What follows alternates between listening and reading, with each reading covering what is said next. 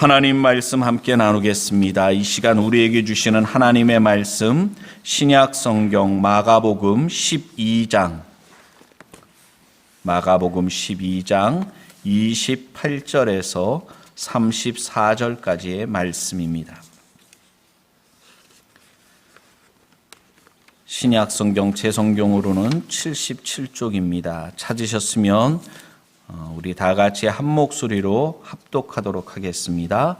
서기관 중 한 사람이 저희의 변론하는 것을 듣고 예수께서 대답 잘하신 줄을 알고 나와 묻되 모든 계명 중에 첫째가 무엇이니이까? 예수께서 대답하시되 첫째는 이것이니 이스라엘아 들으라. 주 곧 우리 하나님은 유일한 주시라. 내 마음을 다하고 목숨을 다하고 뜻을 다하고 힘을 다하여 주 너의 하나님을 사랑하라 하신 것이요. 둘째는 이것이니 내 이웃을 내 몸과 같이 사랑하라 하신 것이라. 이에서 더 큰 계명이 없느니라.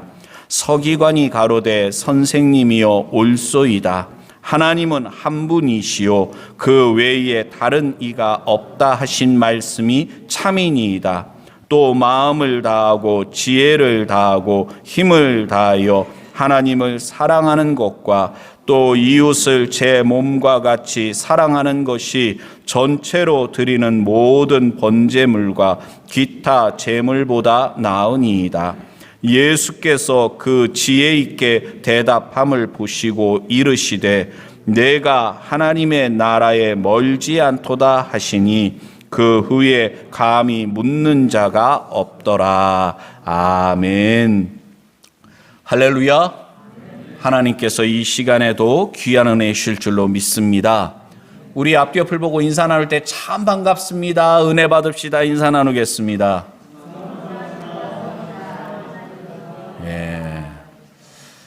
마스크를 쓰셔가지고서 좀 멀리서 보면 누가 누군지 잘 모를 경우, 헷갈릴 경우도 많이 있습니다.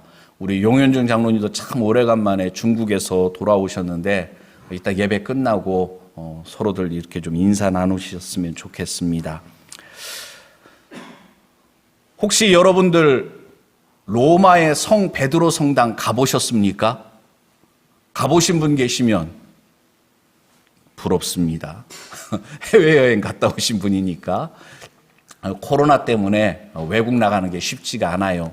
그래도 참 감사한 게 텔레비전이 있어가지고서 TV를 통해서 성 베드로 성당을 볼 수가 있습니다. 아마 뉴스를 통해서 여러분들 그 로마 교황이 있는 성 베드로 성당 얼마나 웅장하고 야, 옛날 사람들 어떻게 이런 걸 이렇게 이 엄청난 것을 만들 수 있었을까? 그런 생각을 절로 갖게 되는데 여러분, 그 성 베드로 성당이요. 종교 개혁을 하게 된 말틴 루터가 종교 개혁 자기가 의도적으로 난 종교 개혁 해야지 그런 것이 아니라 그 당시에 성 베드로 성당을 갖다 보수공사, 재건축 하기 위해서 돈이 필요하잖아요. 그래서 사람들에게 팔았던 것이 면죄부였습니다. 이 면죄부를 사면 죽은 사람도 죄사함을 받을 수가 있다. 천국 갈 수 있다. 그래가지고서 사람들에게 면죄부를 팔았는데 그게 왜 그러느냐? 성 베드로 성당 그거 재건축하는 비용 마련하려고. 물론 플러스 알파가 붙었겠죠. 엄청난 재물을 끌어모으니까 교회가 타락할 대로 타락하는 겁니다. 중세 암흑기라고 하잖아요. 왜 그렇습니까? 중세 교회가 타락해가지고서 성직을 매매하고 교인들에게 재물을 막 강요해가지고서 그걸 착복하고 그 화려하고 웅장한 그런데 그것이 오히려 하나님의 영광을 가리고 그래서 여러분들 아시는지 모르겠는데 아마 달력 보신 분들은 아시겠지만 오늘이 종교개혁 주일입니다. 지금으로부터 504년 전 1517년 루터가 비텐베르크 성 교회 그 문에다가 95개조 반박문을 붙여놓은 거예요. 바로 그것이 바로 촉발되는 종교개혁이 일어나는 그런 계기가 되었는데, 그 원인이 바로 면죄부를 팔고 그랬습니다. 한번 생각해 보세요. 지금 사람들의 삶은 피폐합니다. 더군다나 그 당시가 어떤 시대냐면 지금 코로나19 팬데믹 상황 이지 않습니까? 그런데 그때는 흑사병이라는 게 창궐해가지고서 수많은 사람들이 죽어나는 상황입니다. 그런데 면죄부를 팔고 교회가 재물을 갖다 끌어모으는 데만 급급했었습니다. 그런데 그들이 그렇게 할 때 하나님의 영광을 위해서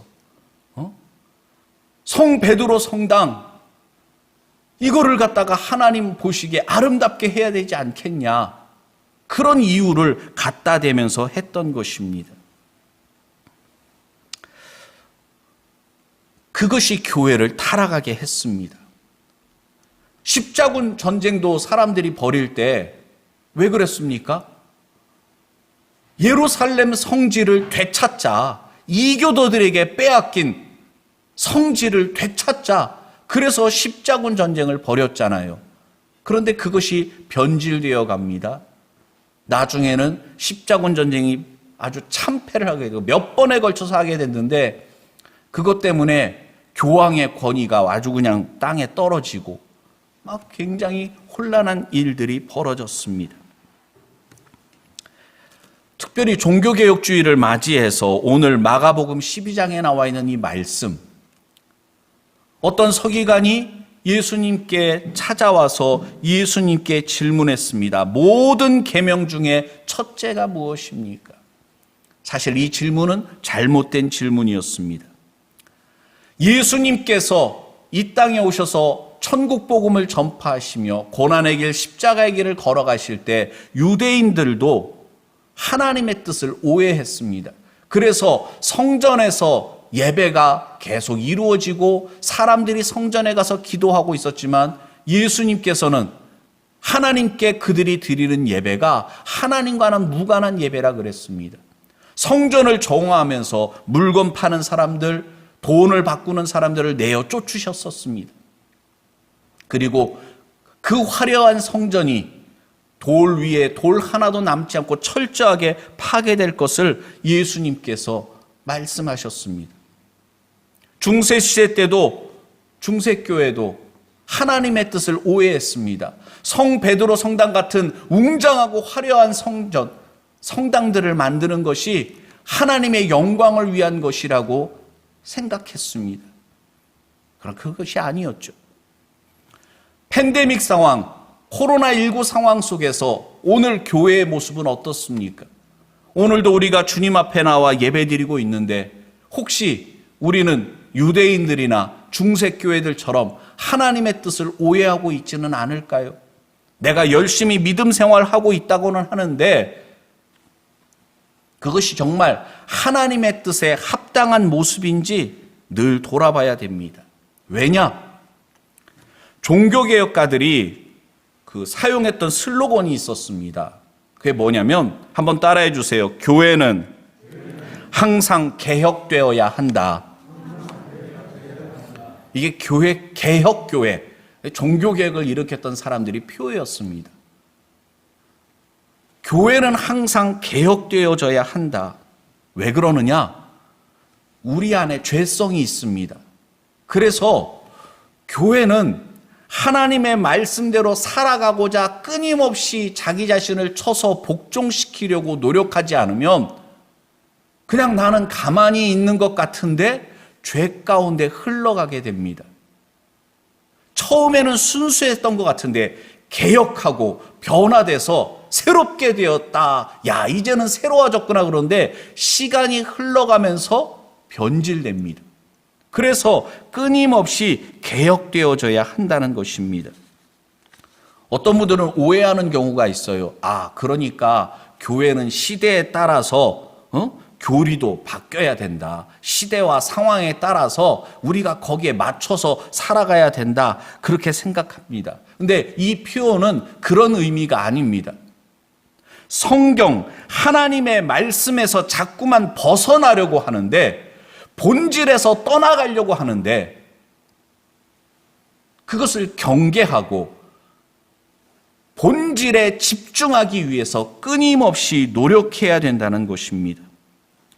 하나님의 말씀, 사도 바울의 서신서에도 나와 있잖아요. 너무나도 초대교회 성도들이 빨리 쉽게 바울이 전한 복음에서 떠나갔습니다.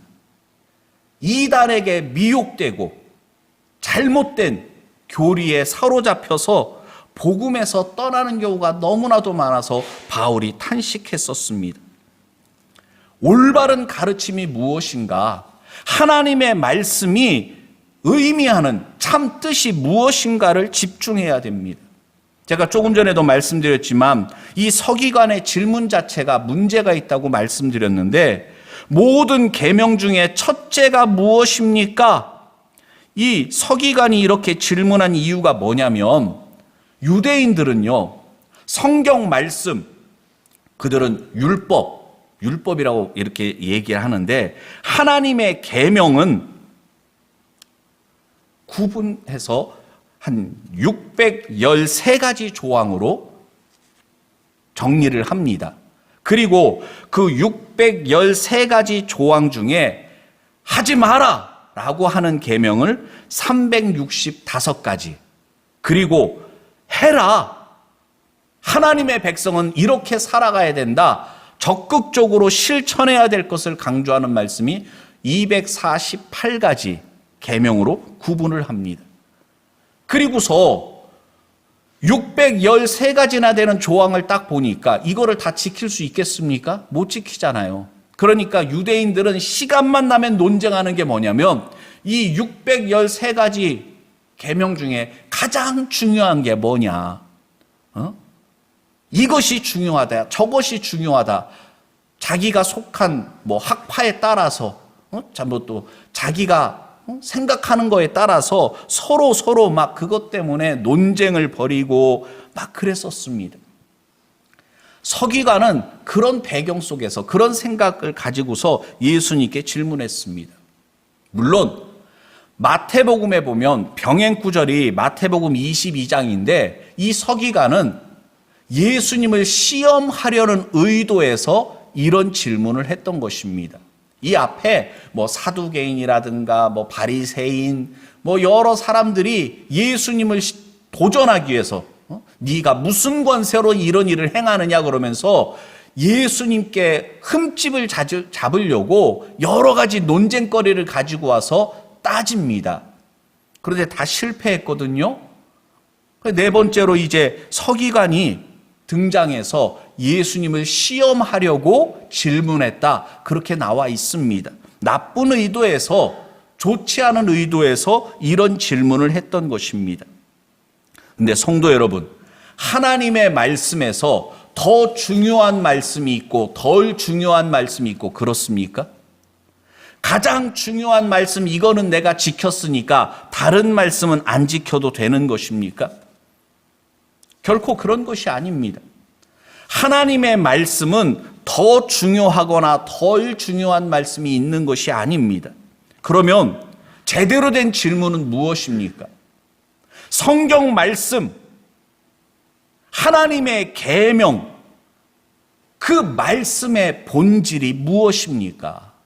성경에서 우리에게 주시는 하나님의 뜻이 무엇입니까? 성경의 핵심이 무엇입니까?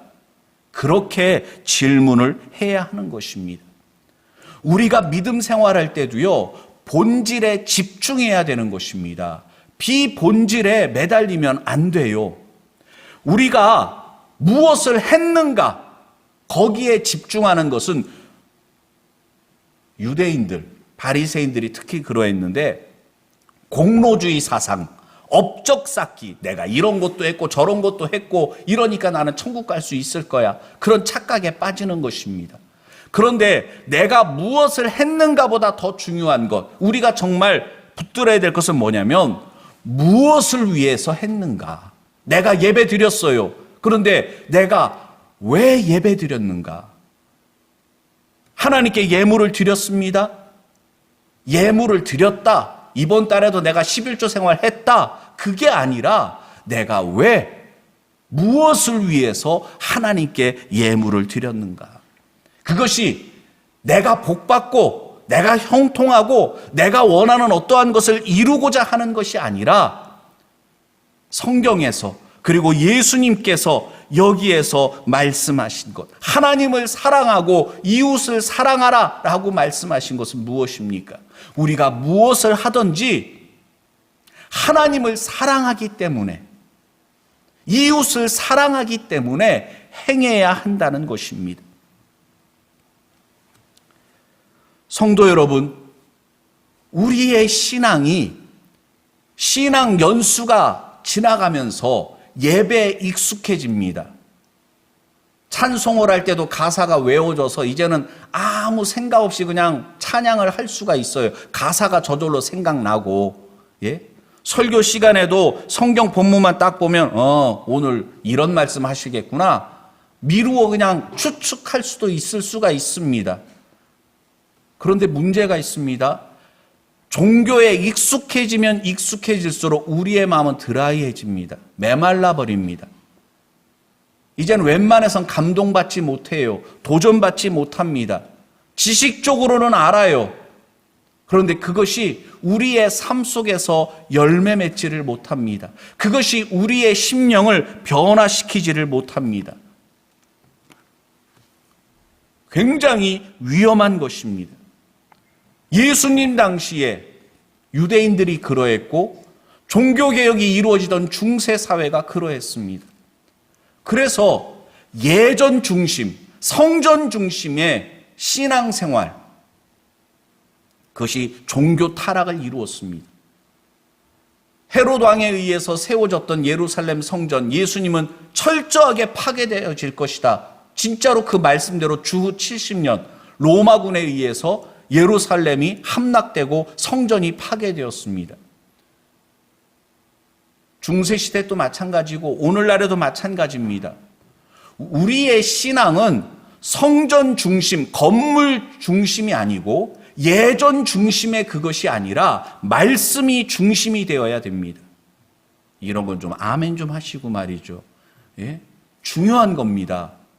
내가 어디에서 예배 드리느냐, 그것이 중요하지 않다. 사마리아 여인과의 대화 속에서 예수님께서 참 예배를 드릴 때가 되었다. 왜요? 예수님께서 이 땅에 오심으로 성전 휘장이 갈라지는, 예수님께서 십자가에서 죽으실 때 성전의 휘장이 갈라졌어요. 그래서 이제는 대제사장만 지성소 안에 들어가서 예배를 드릴 수가 있었는데, 누구든지 예수 그리스도의 이름, 그 이름의 권세를 힘입어서 우리가 대제사장이 되어서 예배자가 된다는 것입니다. 예루살렘 성전이 파괴됨으로 끝난 것입니까? 아니에요. 이제는 두세 사람이 모인 곳에 주님이 함께 하신다 그랬습니다. 성전이 거룩한 것은 그 건물이 거룩해서가 아니라 주님께서 임재하시기 때문입니다. 우리가 왜 성전이 되었습니까? 우리 안에 예수님을 모시고 살아가기 때문입니다. 성전된 우리가 두세 사람이 모여서 예배드리면 그것이 거룩한 성전이 되어진다는 것입니다. 코로나19로 인해서 우리가 다 모여서 예배드리지 못했습니다. 그런데 이제 코로나19가 좀 좋아져서 방역 지침이 좀 완화되고, 그래서 우리가 다시금 성전에 모여서 예배드리게 되지만 다시 성전 중심으로 돌아가면 안 됩니다. 예배의 본질이 무엇인가? 신앙의 본질이 무엇인가? 코로나19를 통해서 우리가 깨닫게 되고 경험하게 된 것을 잊어버리지 말고 우리가 정말 이것을 기회로 삼아야 됩니다.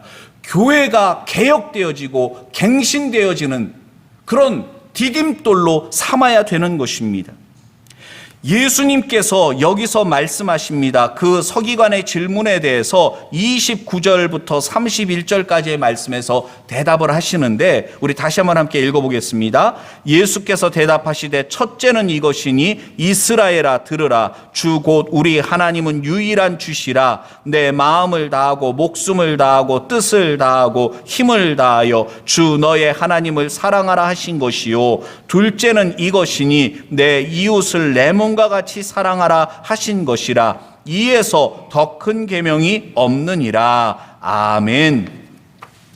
여기에서 더 큰 계명이 없다, 그럼 다른 것들은 다 작은 계명이다, 그런 뜻이 결코 아니고, 예수님께서 더 큰 계명이 없느니라 라고 마가복음에 이렇게 말씀하시고 있는데, 마태복음에서는 마태복음 22장 39절에서는 온 율법과 선지자들의 강령이니라. 하나님 사랑, 이웃 사랑이 그렇다는 것입니다. 그건 뭐냐면, 이것이 하나님을 사랑하고 이웃을 사랑하는 것이 성경의 본래 의도다, 본 뜻이다. 말씀의 본질이고 말씀의 핵심이다, 그렇게 예수님께서 말씀하십니다. 그리고 예수님께서 이렇게 말씀하실 때는 구약 성경의 두 군데 말씀을 합쳐서 말씀하신 겁니다. 하나님을 사랑하는 것에 대해서는 신명기 6장 4절과 5절 말씀을 근거로 하셨던 거예요.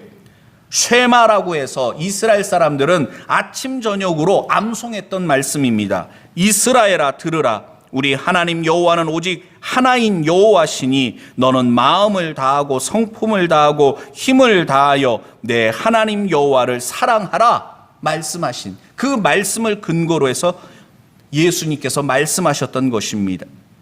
그리고 이웃사랑에 관한 말씀은 레위기 19장 18절에 있는 말씀을 근거로 한 겁니다. 원수를 갚지 말며 동포를 원망하지 말며 이웃사랑하기를 내 몸과 같이 하라. 나는 여호와니라. 이렇게 말씀하셨거든요.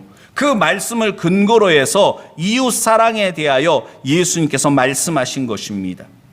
그런데 하나님을 사랑하라, 이웃을 사랑하라 했는데, 그 사랑한다면 우리에게 나타나는 것이 무엇입니까? 요한복음 14장 15절 말씀 보면 한번 따라해 주세요. 너희가 나를 사랑하면 나의 계명을 지키리라. 아멘. 하나님을 사랑하면 내가 사랑하는 하나님을 기쁘시게 하고 싶어져요. 여러분 사랑해 보셨잖아요. 사랑해 보셨잖아요.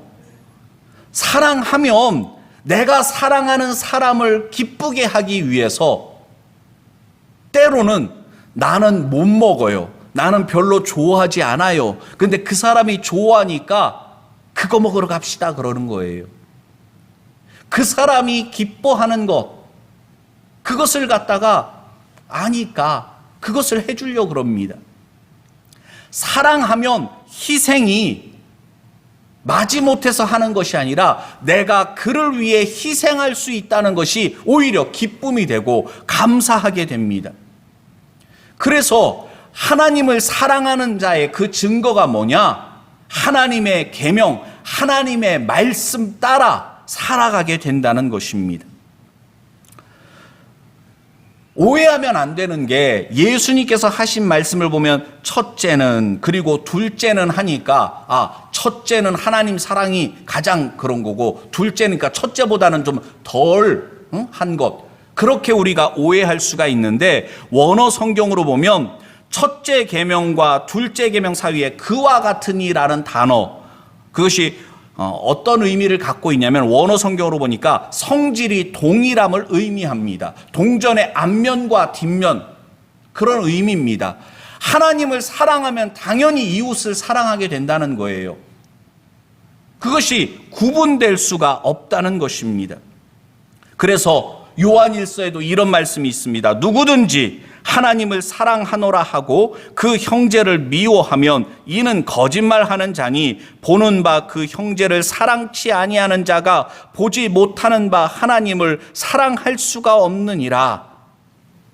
아멘이십니까? 그런 거예요.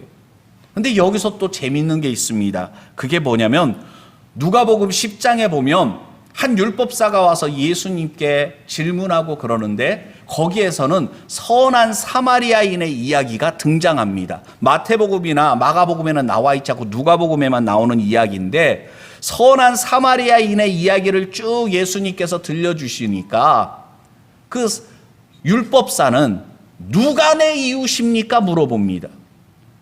율법사만 그런 게 아니라 우리도 다 마찬가지입니다. 우리는 이웃을 사랑하라 라고 말씀하면 누가 내 이웃이냐 편가르기를 합니다. 이 사람은 내 이웃이고 이 사람은 내 이웃이 아니고 그런 식으로 따집니다. 그런데요, 놀라운 게 뭐냐면 예수님께서 레위기 19장의 말씀을 근거로 해서 이웃사랑에 대해서 말씀하셨다고 그랬잖아요. 그런데 레위기서에서는 보면은 원수를 갚지 말며 동포를 원망하지 말며 이웃사랑하기를 내 몸과 같이 하라. 나는 여호와니라 라고 말씀하셨다는 것입니다. 즉 원수 사랑도 포함하고 있다는 거예요.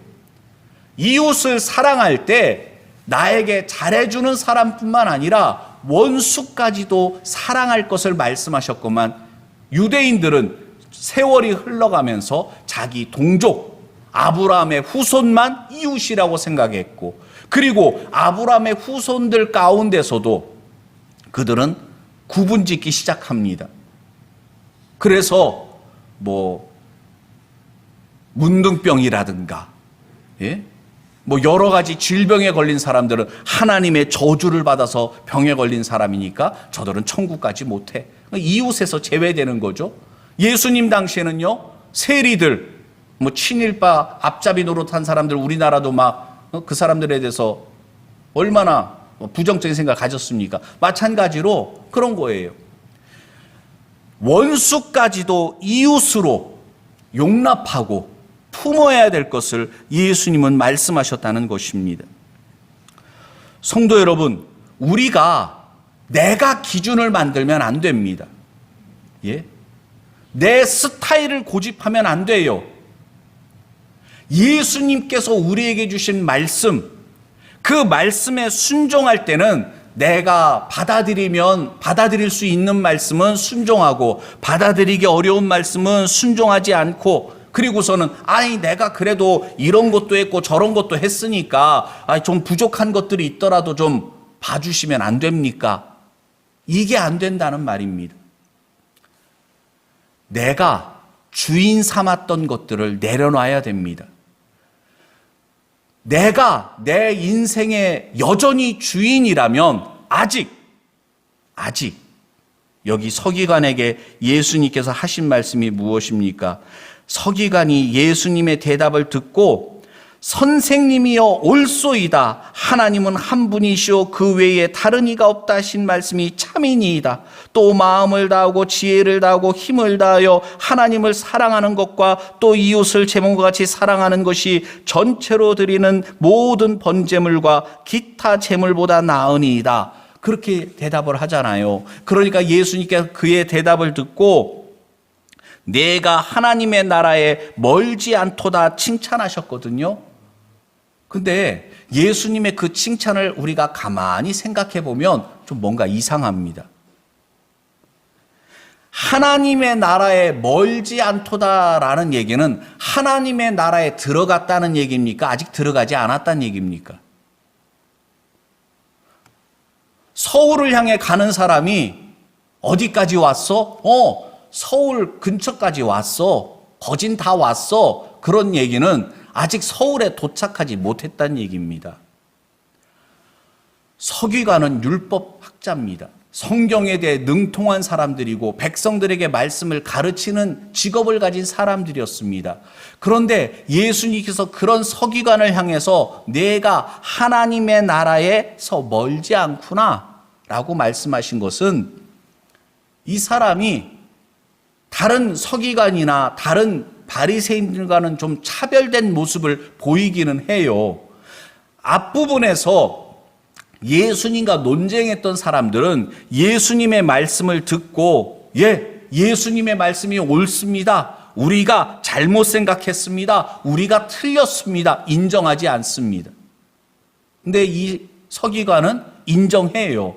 예수님의 말씀이 옳다고 인정합니다. 진리의 편에 설 줄 알아요. 자기 동료들, 같은 서기관이나 바리새인들 편에 서기 위해서 예수님의 말씀에 귀를 막고 외면하고 예수님의 말씀이 옳지만 옳다고 인정하지 않는 그런 모습이 아니라는 것입니다.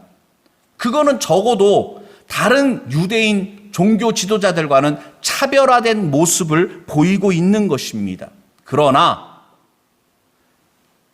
지식이 우리를 구원해 주는 것이 아닙니다.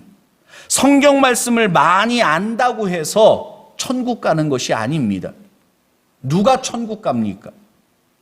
누가 예수님의 제자입니까? 예수님의 말씀에 순종하여 열매 맺는 삶을 살아가는 사람입니다. 지식으로만 그것이 아는 것이 아니라 안다면, 그렇게 깨달았다면 그 말씀대로 하나님을 사랑하고 이웃을 사랑하는 삶을 살아가는 자가 되어야 한다는 것입니다. 하나님은 신실하신 하나님이십니다. 하나님께서는 우리와 맺은 언약을 절대로 깨지 않는 분이십니다. 예수님 당시에 이스라엘은 로마의 식민지하에 있었습니다. 우리도 일제 식민지 생활을 해봤잖아요. 비참합니다. 남의 나라 종로로 타는 겁니다. 내 것인데 내 것이 아니에요. 로마 사람들이 요구하면 줄 수밖에 없어요. 빼앗길 수밖에 없어요. 그렇다고 항변도 제대로 하지 못하는 정말 비참한 인생을 살아가는 것입니다. 그 당시 이스라엘 백성들은 얼마나 탄식과 절망 속에서 살았는지 모릅니다. 그래서 메시아를 기다렸습니다. 언제쯤이나 구약에 예언되어졌던 메시아가 오실까? 그분이 오시면 우리를 구원해 주실 텐데, 모든 유대인들이 메시아를 갈망했습니다. 이 서기관, 구약 성경에 능통한 자였습니다. 그러나 예수님께 와서 모든 계명 중에 첫째가 무엇입니까? 그리고 예수님의 말씀을 듣고 예수님 옳습니다. 예수님의 말씀이 맞아요. 라고 할 정도의 지식을 갖고 있었던 사람이지만 그는 결정적으로 예수님을 알아보지 못했다는 것입니다. 예수님이 메시아인 것을 알아보지 못하고 깨닫지 못하고 그는 여전히 그저 예수님 정말 대단하신 분이구나, 나보다 더 성경에 능통한 분이구나, 거기에서 머물렀다는 것입니다. 혹시 우리가 이 서기관과 같은 수준에 있지는 않습니까? 세상에 많은 사람들이 예수님을 4대 성인 중에 한 명, 그래 예수님이라는 분 참 훌륭한 분이시지, 그 예수님께서 참 좋은 분이시지, 거기에 머무르면 안 된다는 것입니다. 천국에서 가까운 사람이 아니라, 하나님의 나라에서 멀지 않은 사람이 아니라 하나님의 나라에 들어가야 됩니다. 천국 백성이 되어야 합니다. 주님과 함께 동행하는 자가 되어야만 하는 것입니다. 하나님께서 우리에게 원하시는 예배는 무엇입니까? 사무엘상 15장에 보면 사무엘이 가로되 여호와께서 번제와 다른 제사를 그 목소리 순종하는 것을 좋아하심같이 좋아하시겠는, 순종이 제사보다 낫고 듣는 것이 수양의 기름보다 나으니라고 말씀했습니다. 순종이 제사보다 낫다 그랬습니다. 한번 따라해 주세요. 순종이 제사보다 낫다. 예배드리지 말라 그런 뜻이 아니라, 하나님께 우리가 참된 예배자의 삶을 살아간다는 것은 예배 시간 맞춰서 교회에 가서 예배 1시간 잘 앉아 있다가 나오는 것을 의미하는 것이 아니라, 하나님의 말씀을 가슴에 품고 날마다의 생활 속에서, 직장에서든지 가정에서든지 어느 곳에서든지 말씀에 순종하여 살아가야 한다는 것입니다. 이 서기관은 예수님께서 말씀하실 때 선생님이여 옳소이다 그랬거든요. 이건 뭐예요? 아멘, 아멘, 아멘, 그렇지요, 그렇지요, 그런 의미거든요. 그런데 그의 삶은 달라지질 않은 거예요. 예수님 믿은 지 10년, 20년이 됐는데도 그 성질머리 하나도 안 바뀌고 나쁜 습관 하나도 달라지지 않고 머리만 커져가지고서 들은 풍월은 많아서 내가 아는 말씀의 지식을 가지고 사람들을 판단하고 정죄하고 집사가 저러면 안 되지, 예수 믿는 사람들이 저러니까 교회가 욕먹지, 뉴스를 보면서 신문을 읽으면서 그런 말은 잘 하는데 정작 자기 자신은 별 차이가 없는 삶을 살아간다면 사울왕과 다를 바가 없는 사람이라는 것입니다.